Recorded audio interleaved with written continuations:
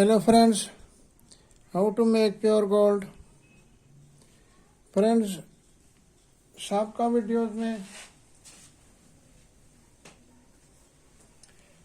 Videos में मैंने आपको बूटियों के बारे में बताया था, कीमियावी बूटियाँ। तो मैंने कहा था कि इनके अलावा भी बूटियाँ हैं जिसका मैं बाद में कभी जिक्र करूँगा। तो ये अलामती तौर पर मैंने रखा हुआ है। अच्छा, मज़ीद ये कि ये बूटियाँ अगर आपको न मिलें तो जो चंद आम बूटियाँ हैं जिनके नमक तैयार करके आप इन बूटियों की खवास पैदा कर सकते हैं, वो भी मैं आपके सामने पेश कर रहा हूँ।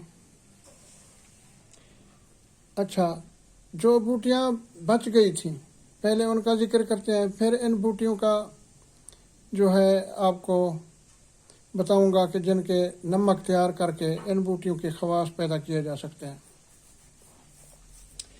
अच्छा, एक बूटी है दरून।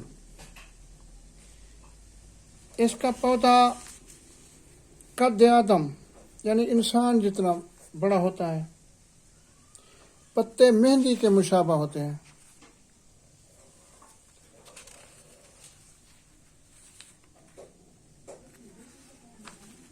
और पत्ते मेहंदी के मुशाबा ज़मीन पर झुके होते हैं और इनमें रुआं सा होता है। इस बूटी से भी कली चांदी बन जाती है, पारा बस्ता होता है। दूसरी बूटी है अक्की। इस बूटी का पौधा आक के पौधे जैसा होता है, बल्कि आक ही की एक किस्म होती है, लेकिन इसमें से दूध नहीं निकलता और ये रेतली ज़मीन पे उगती है। इसकी जड़ और पत्ते समेत कद एक बालश से लेकर एक हाथ तक होता है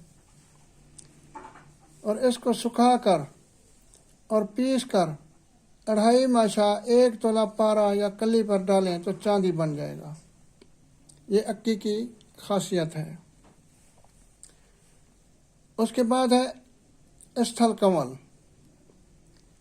इस बूटी की 2 किस्में हैं।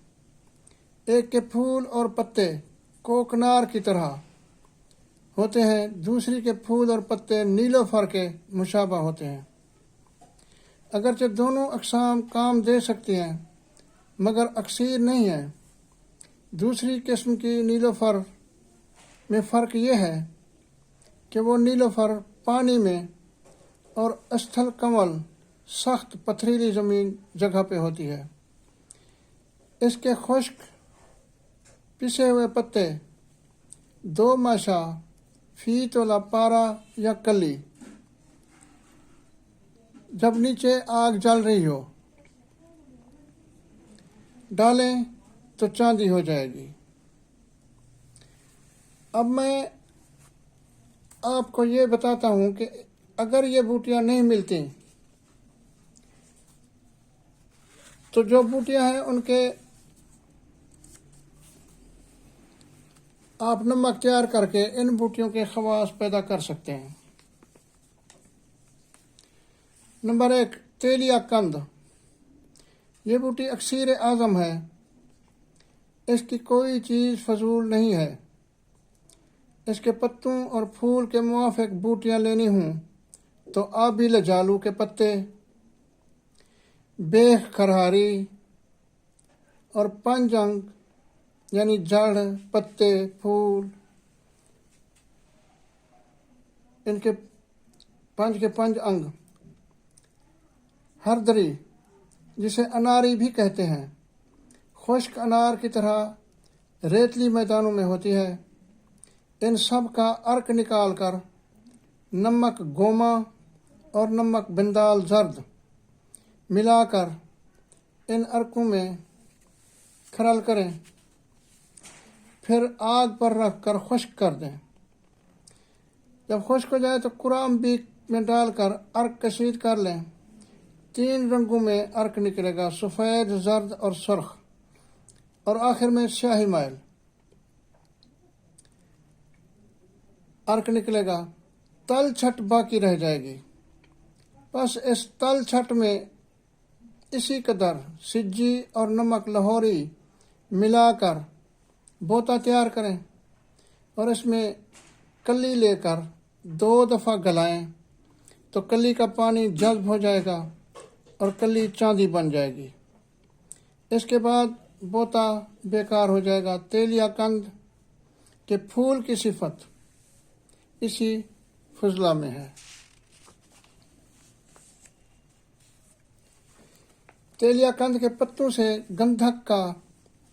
گندھک جو چیزوں کو جلا دیتی ہے، اسے احتراق کہتے ہیں، احتراق دور کرتے ہیں، اور عمل کرنے سے پارا غلیظ اور قائم ہو جاتا ہے۔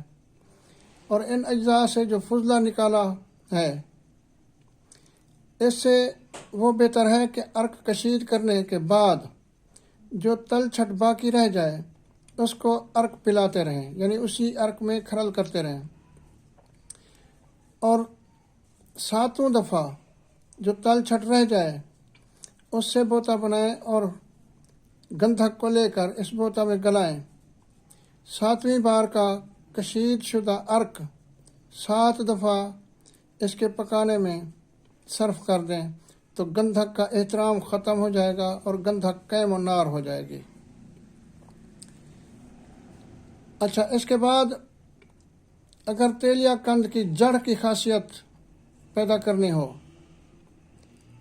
تو زہر بچھناک یعنی میٹھا تیلیا کو سفید پھول کی تپتی 3 پتوں والی بوٹی، 6 پتی بھی اسے کہتے ہیں، تپتی بھی کہتے ہیں، 3 پتی بھی کہتے ہیں، کہ شیرہ میں 3 دفعہ تر خشک کر کے پھر اس کو جلا کر اس کا نمک نکالیں۔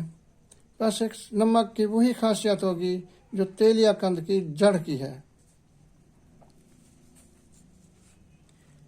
اس کے بعد پیت رکھتی، اگر پیت رکھتی کی بوٹی کی خاصیت پیدا کرنی ہے تو ناگ کیسر بوٹی جو کہ مالوا، گجرات، دکن، مارواڑ اور راجپوتانہ کے اکثر پہاڑوں میں پیدا ہوتی ہے، اور ہندوستان کے کئی دوسرے حصوں میں بھی اس کی پیدائش سنی گئی ہے۔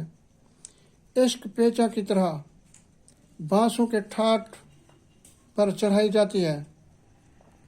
کسی جگہ اس میں 4، 5 اور کسی جگہ 3، 4 پھلیاں لگتی ہیں۔ عرق گاڑھا سیاہ ہوتا ہے۔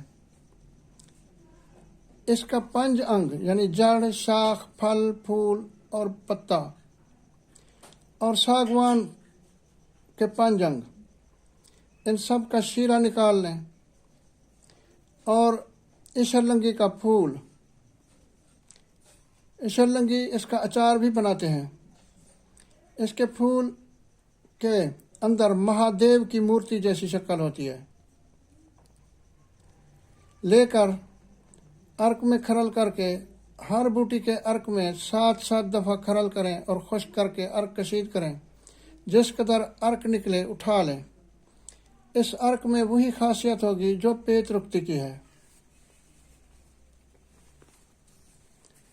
اگر پیت رکتی کے پتوں کی خاصیت مطلوب ہو تو بوٹیوں کے عرق کی 7 مرتبہ پٹ دیں اور پھونک دیں اور فضلہ جمع رکھیں۔ اگر پیت رکتی کی جڑ کی خاصیت منظور ہو تو ان بوٹیوں کا عرق قرام بیک سے نکالیں، پھر اس عرق کو فضلہ میں ڈال کر پھر کشید کریں۔ اس کے بعد پھر عرق کو فضلہ میں ڈال کر ایک بار پھر کشید کریں۔ اب اس کشید کیے ہوئے عرق کی وہی خاصیت ہوگی جو پیت رکتی کی جڑ کی ہے۔ اچھا، دھاتی پان، اس کی بوٹی جو ہے کٹائی خرد کی طرح ہوتی ہے، ریگستان یعنی ریتلے علاقوں میں پیدا ہوتی ہے، اکثر جگہ اس کا تذکرہ ہے۔ اگر اس کی خاصیت پیدا کرنی ہو تو آک سفید बिंदाल और धतूरा स्याह और आबी चौपत्ती सबका नमक हम वज़न लेकर खरगोश के खून में भगो कर रखें। फिर शहद में खरल करके इनका तेज़ाब निकाल लें। फिर इस तेज़ाब को फुजला में डालकर फिर तेज़ाब निकालें। यही अमल 7 मरतबा करें। 7वीं मरतबा जो फुजला रह जाए उसे एहतियात से रखें। इस फुजला की वही तासीर होगी जो धाती पान की होती है। अज्ञा के 5 अंग का नमक निकाल लें और शहदेवी सफ़ेद गुल ले लें। इसमें पारा कुश्ता हो जाता है। ये बूटी धान के खेतों में यानी चावल के खेतों में पैदा होती है। इंसान की कमर तक इसकी ऊंचाई होती है और मूसा कानी और मोर सुखा और बेख खरहारी कलां सब का हम वज़न नमक निकाल कर पीस कर इसका तेज़ाब निकालें। इस तेज़ाब को फुजला में डालकर फिर तेज़ाब निकालें। इस वक्त तक करें जब तक तेज़ाब निकलना मौकूफ न हो जाए। तो ये बूटी जो है